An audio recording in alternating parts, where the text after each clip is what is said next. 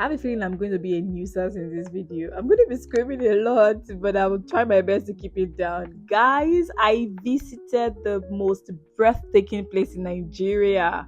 And I am talking about no other than the Obudu Mountain Resort in Cross River State. If you're a big traveler like me, then you want to travel a lot more by road instead of by air, just to cut costs, to relatively short distances. This 12-hour trip didn't phase me at all because I like road trips. We took stretch breaks. I got the chance to see several landmarks that were really nice. I saw the river Niger for the very first time. It was one of the highlights of this trip, honestly. The bridge on it was a nice one, way better than the Third Milan Bridge. In fact, Delta states generally just made me question a lot of infrastructure we have in the southwest. Still on the road, I got to see Benin City, I got to see Asaba, I even got to see Onitsha Market. We stopped there at some point and it was such a nice view. See, none of this did not phase me until we got to Ecom in Cross River and we had to take another ride to Obudu.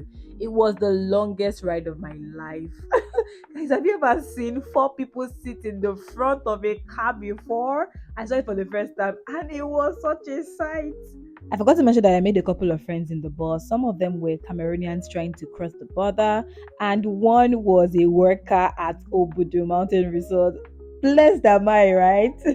So we took the ride together, and after dropping at Obudu, we started another 2-hour trip to one junction like that before we finally started our ascent to the top of the mountain for 45 minutes. But folks, it was the best 45 minutes I have had to spend on a bike in my life. Before we even got to this point at all, the view had begun to hit me, but the guy told me I had not even seen anything yet, and true to his word, I was not ready at all for how the mountain unfolded before me. This video does not do justice to it, but the smile and wonder on my face was endless as I saw the smaller mountains give way to the more intimidating ones. At some point, I wanted to cry in awe of the God who created all this magnificence. We went in perfect zigzags, towing the road that was made on the mountains until we finally got to the top. And it was victory at last when I finally saw the reception. I was so happy. I got in, took a look around the lavishly furnished reception, and finally booked my room. You can imagine how tired I was. The accommodation here costs 50k upward per night, but if it is too costly for you, you get a chance to book one of the private lodgings available here, which are way cheaper. At the time when I went, the place was under renovation. Apparently it had undergone a recent transfer of management, even though it was still up and running. You could tell it was a very large compound, and my guy told me I had not even seen anything yet, but I was not ready to even see anything at that point because I was too tired. I just wanted to locate where I was put up in and just sleep till the following morning. I was set up in one of the African bungalows, the 50k accommodation, which looked like an ancient village hut on the outside, but really modern and nice on the inside.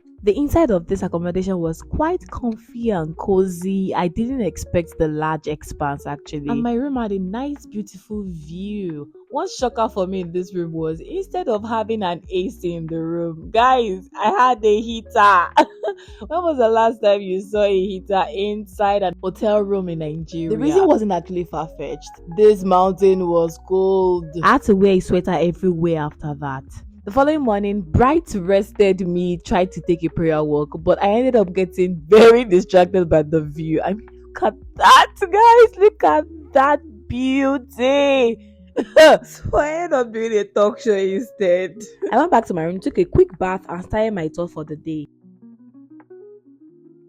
We started a tour with the broken zipline cart. It really broke my heart to be told that this used to be up and running before. What happened? Maintenance. Our next stop was this spot at the top of one of the mountains. I got here and my breath was totally taken away. I want to scream right now. I mean, look at the mist literally connecting to the sky. I couldn't tell the difference at some point and I was so happy. So much my inner child had a field day here. As if this was not magical enough, there was a waterfall right below us. I could hear the torrent of water pouring. I asked my guide how I could get to the waterfall. I could see and hear so clearly, but the guy told me I couldn't go because it was an hectic descent and it would take me literally the whole day to go back and forth.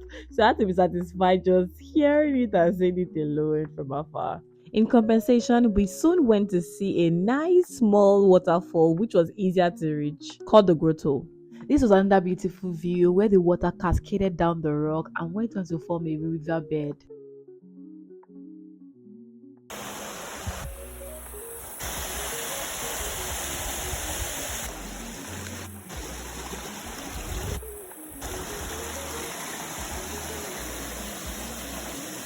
Honestly, I could live here all day. Our next stop was the presidential villa, but on our way, we saw the event hall and the conference halls that were under renovation, and the larger family chalets that gave mid-century modern vibes, but really nice actually. Presidential villa is the place where top dignitaries and even former President Olusegun Obasanjo at some point stayed in when he visited Obudu.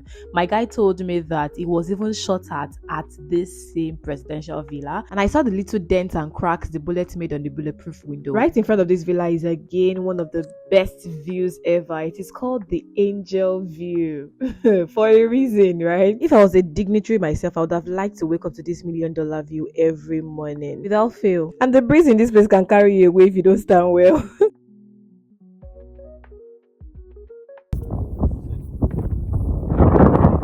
My guide admitted that this is one of the most popular spots on the mountain and that even marrying marriage proposals happen here. You can imagine getting proposed to here, right? I took very lovely pictures here. I even did a whole production. I did this slow-mo video that gave Yemi my lover vibes.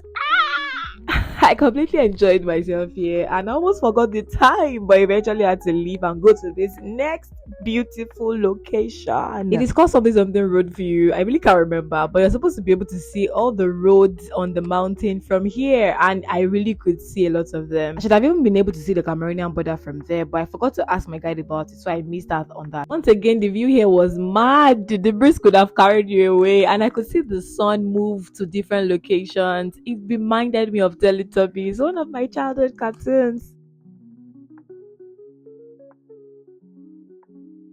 Was close to media at this point, and I still had to travel the same day. So we went onto the canopy walk, which really wasn't that fantastic because I have seen better. The place was half closed, and I only could walk halfway. I did my best to enjoy myself, took pictures and videos, and left. I had great fun at Obudu Mountain Resort, but the place was costly. They charged me for every little thing. Like my guide said, the only complimentary thing in that place was the air. I honestly don't know how much I would have had to spend at the end of the day if I had not met the guy I met on my way up. The guy helped me hack my stay, and I spent way less than I would have spent on a normal day. It was difficult, but I had to say goodbye to Obudu Mountain Resort. I headed to Calabar, the city with the best roads in Nigeria. It took me about 6-7 hours to get to Calabar from Obudu, and I could not understand at this point why the local government and cities were so far apart. I arrived with enough time to rest for the following day Sunday worship, which I was really looking forward to. I worshipped at the Brook Church in Calabar, which a friend recommended to me, and it ended up being another highlight for me on that trip. I stayed at the NCF family house the night before, where I was received very warmly, but I spent Sunday looking for an affordable hotel. I thank God for Google and Holy Spirit map. I would have been lost a couple of times. On Monday, I resumed sightseeing. I found the Marina Resort Calabar and the Slave History Museum. Made some cool friends who we went around together and ended up spending the whole day together.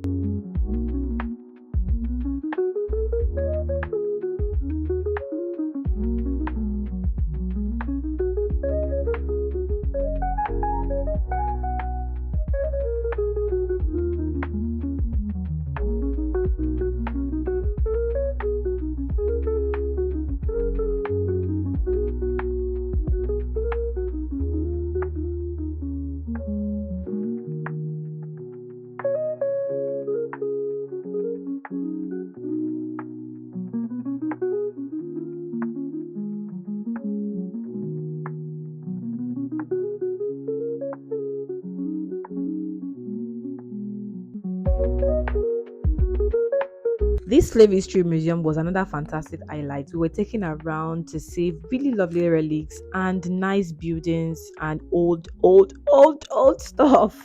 This building, which houses the museum, is over 100 years old and it was lived in by some of the colonial masters. It explains why it was close to the port, because this port was a trade point in those days. I followed my friends to the Dunamis Crusade held that same night, and this dancing man made my evening. I left Calabar the following day, but I had a great time. The meals were great and very affordable. Goat meat was in abundance all over the place, and the people were really kind and nice to me.